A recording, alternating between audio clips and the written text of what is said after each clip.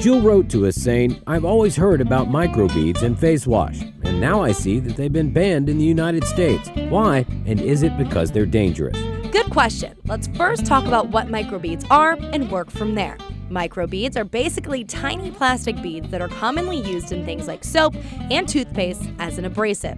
They're often touted as helping to exfoliate skin or give a deep down clean, which maybe they do, but the problem is because they're plastic, they're not biodegradable, and they're often ingredients in things that get washed down the sink. Now obviously a lot of things get poured down sinks or flushed down toilets that we wouldn't want to end up in the water supply. And for the most part, water treatment facilities do a pretty good job filtering those things out. But when it comes to microbeads, the name really says a lot. They're so small that it's tough for the water treatment plant to filter them out once they go down the drain.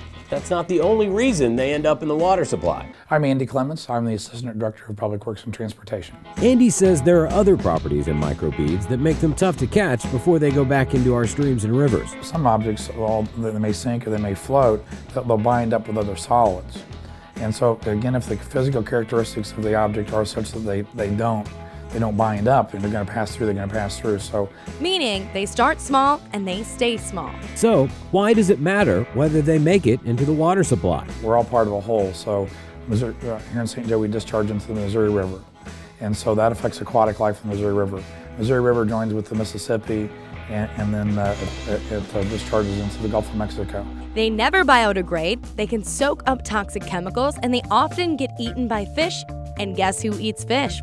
Us. Not to mention, there have even been reports of microbeads actually getting lodged in people's gums after using toothpaste that contained them. So to answer the last part of your question, they are dangerous, just not immediately. Microbeads are just tiny things that can have a much bigger and far-reaching negative effect in the long run.